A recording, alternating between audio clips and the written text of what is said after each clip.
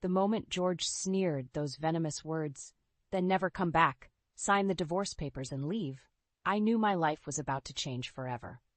I stood in the opulent living room of the house we shared, a place that never truly felt like home. The walls, once symbols of security, now seemed to close in on me, suffocating me with memories of a marriage that had been nothing but a charade. Reflecting on the years spent with George, I realized how he had skillfully donned a mask of perfection in public, while in private, he was a tyrant.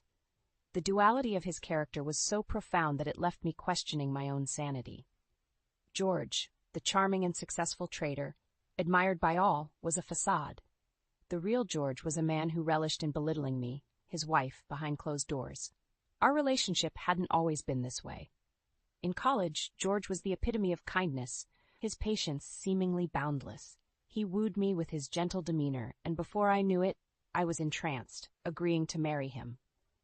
It was only after the vows were exchanged that his true nature surfaced, like a predator revealing itself. I became his prey, trapped in a web of emotional abuse and manipulation. Each day was a battle, a struggle to appease a man who seemed impossible to please. His words were like daggers, each one striking deeper than the last. "Hey, what's with that bland food?" he would bark. My apologies and attempts at explanation were met with scorn. "No excuses," he'd snap back. My spirit withered under his constant criticism. I longed to reach out, to share my pain with friends, but George, ever the controller, severed those ties too. He convinced them I was the problem, turning my cries for help into whispers lost in the wind. I once dared to ask George to let me visit my mother's grave. His response was a cold, heartless refusal, stripping away the last shred of humanity I thought he possessed. "Why would you show your face to someone who's already gone?" he scoffed, his eyes not leaving the financial newspaper he was reading.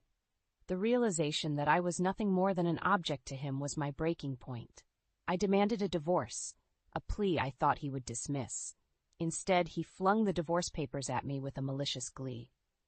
"Sign these and leave," he commanded. In that moment, I felt a surge of freedom. I signed the papers without a second thought, severing the chains that bound me to George. The divorce was finalized with a swift brutality that mirrored our entire relationship. Leaving the house that had been my prison, I embarked on a journey back to my mother's home, the only place I hoped to find some solace. Little did I know that this decision would lead me to a reunion that would change my life even more dramatically. The dilapidated state of my mother's house was a stark contrast to the life of luxury I had just left. Standing before it, memories of a happier time flooded back. But the nostalgia was interrupted by a sudden thud behind me.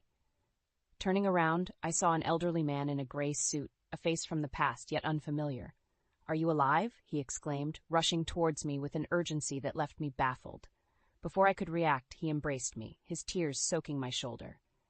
"I heard the news of your death. I couldn't sit still. I finally found you," he sobbed, his voice laden with a lifetime of regret and longing. His embrace, though unexpected, carried the warmth and familiarity of a long-lost connection. "Could it be, Dad?" I whispered, a mixture of hope and disbelief in my voice. He pulled back, his tear-streaked face searching mine for recognition. "Elizabeth? Are you Elizabeth?" he asked, his voice trembling. In that embrace, I felt the echoes of my childhood, the faint memories of a father's love that had been absent for so long. His name was Matthew, my father, who had vanished from my life when I was just a child. As we reconnected, the pieces of my past began to fall into place. Matthew's story unfolded, revealing a man torn away from his family by circumstances beyond his control. He spoke of a love for my mother that never waned, a love that was cut short by forces that pulled him away, leaving a void in both our lives. Sitting in the dusty living room of my childhood home, I shared with him the agonizing years I spent with George. My father listened, his expression a mix of sorrow and simmering anger. "I should have been there for you," he said, his voice heavy with guilt. As I recounted the cruelty and manipulation I endured, Matthew's demeanor shifted from sorrow to resolve. "We can't let him get away with this," he declared, his eyes now reflecting a determination that mirrored my own. It was then that we decided to take action, to seek justice and retribution for the years of suffering I endured at the hands of George. Our plan was simple yet bold.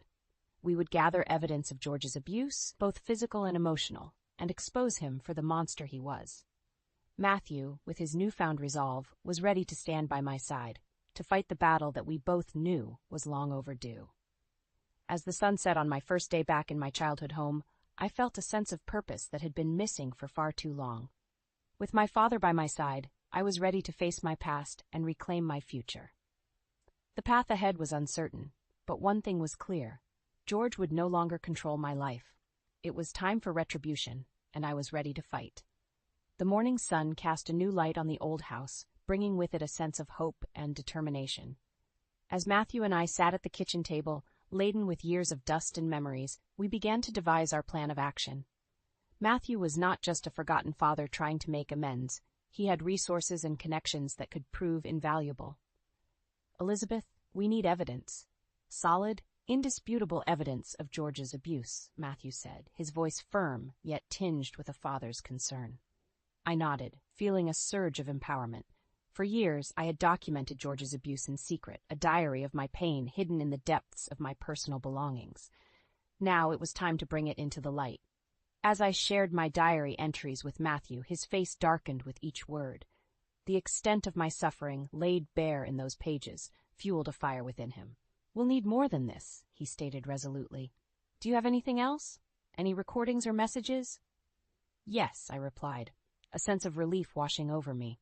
I had recorded some of George's tirades, his venomous words captured in the secrecy of my pocket. It was a risky move, but one driven by a desperate need for validation, for proof that I was not the one at fault. Matthew listened to the recordings, his expression a mix of pain and anger. "This is good, Elizabeth. This is what we need to bring him down," he said, his voice steady but his eyes betraying a storm of emotions. Our conversation turned to George's professional life, a facade of success and respectability.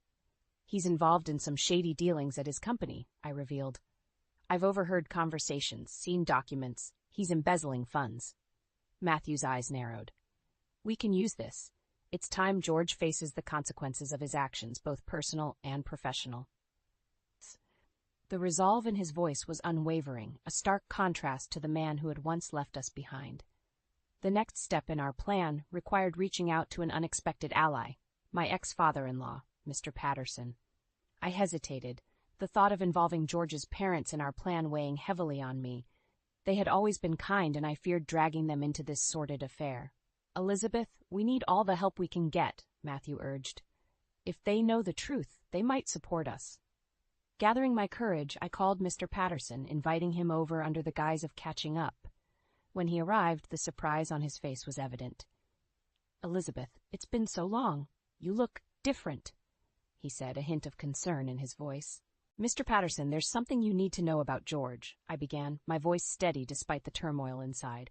I recounted the years of abuse, the emotional scars that still lingered. Mr. Patterson listened, his expression shifting from shock to anger.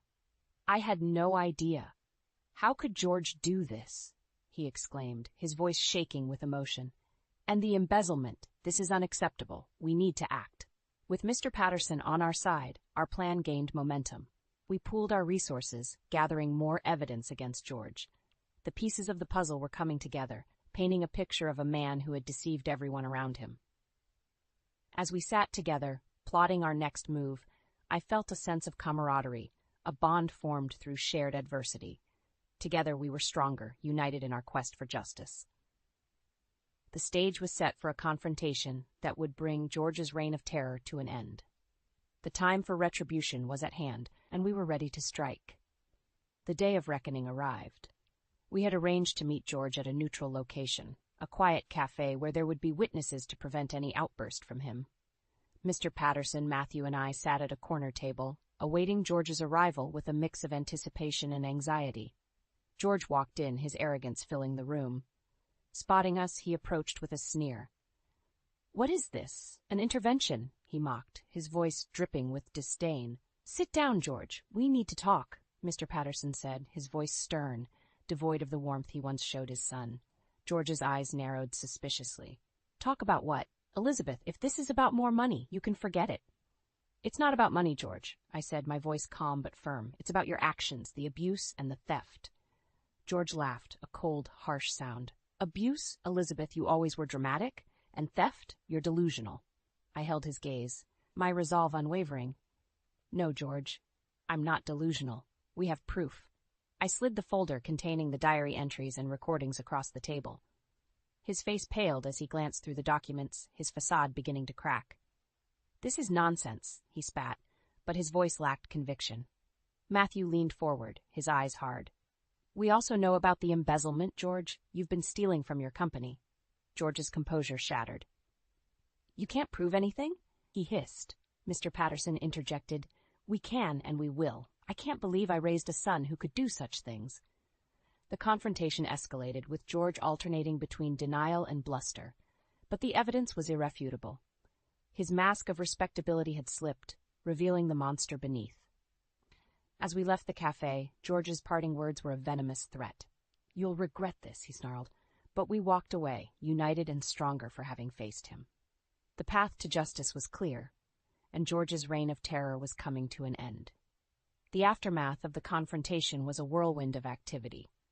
With the evidence in hand, we approached George's company with the allegations of embezzlement. The company acted swiftly, launching an internal investigation that corroborated our claims. George was fired, his career in ruins.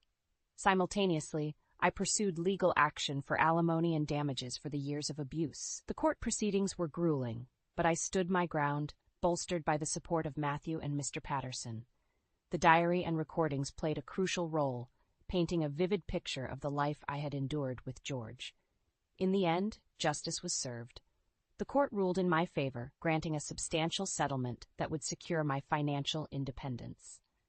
George, now a pariah, faced not only the loss of his career, but also the scorn of those he had deceived. The victory was bittersweet. While I had won my freedom and vindication, the years lost to George's abuse could never be reclaimed. Yet there was a sense of closure, a feeling that a chapter of my life had been conclusively closed. With the legal battles behind me, I turned my focus to rebuilding my life. Matthew and I, now reconciled, decided to renovate my mother's house, transforming it into a home filled with love and memories, free from the shadows of the past. The journey had been long and fraught with pain, but I emerged stronger, with a newfound sense of self and purpose. The scars of the past would always be a part of me, but they no longer defined me. I was ready to start anew, to live a life of my own choosing, unencumbered by the specter of George. The future was mine to shape, and I embraced it with open arms and a hopeful heart. In the tranquil setting of the renovated house, now a haven of peace and new beginnings, I sat with Matthew on the porch, reflecting on our journey. The evening air was filled with the scent of blooming flowers, a testament to the new life we had cultivated. Elizabeth, do you ever regret it? Confronting George, exposing him? Matthew asked, his voice tinged with both curiosity and concern. I paused, considering his question. No, Dad, I don't regret it. It was difficult, but it needed to be done. For too long, I let him control my life, my happiness. No more, I replied, my voice firm, echoing the resolve I felt inside. Matthew nodded, a look of pride crossing his face. You're strong, Elizabeth, stronger than you ever realized. The conversation shifted to our future plans. I expressed a desire to use my experience to help others who might be suffering in silence. I want to be a voice for those who feel voiceless, to help them find the strength to seek help, I said, my determination clear. Matthew supported my ambition, offering to help in any way he could. Let's do it together, Elizabeth. Let's make a difference. Our plans were interrupted by an unexpected visitor, Mr. Patterson. He arrived with a somber expression, requesting a private word with me. We stepped aside, and he shared news that sent a chill down my spine.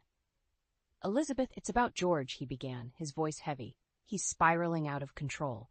After losing his job and reputation, he's been seen wandering the streets, shouting your name, blaming you for his downfall. A mix of emotions surged within me, fear, pity, and a lingering anger. I'm sorry to hear that, Mr. Patterson, but he brought this upon himself. His actions, his choices led him here. I responded, my heart heavy, but my resolve unwavering. Mr. Patterson nodded, understanding my stance. I know, Elizabeth. I just thought you should be aware. We're handling it, trying to get him the help he needs. As Mr. Patterson left, I stood there, a sense of finality washing over me. George's downfall was his own doing, a consequence of his actions and choices. While I hoped he would find some semblance of peace, I knew my path lay elsewhere. Turning back to Matthew, I felt a renewed sense of purpose. Our experiences had brought us closer, and together we were embarking on a new chapter, one filled with hope and the promise of making a difference. In the quiet of the evening, as the sun set on the horizon, I realized that this journey had not only been about revenge or justice. It had been a journey of self-discovery, of finding my voice and reclaiming my life. The future was uncertain, but it was mine to shape, and I stepped into it with a heart full of hope and a spirit unbroken.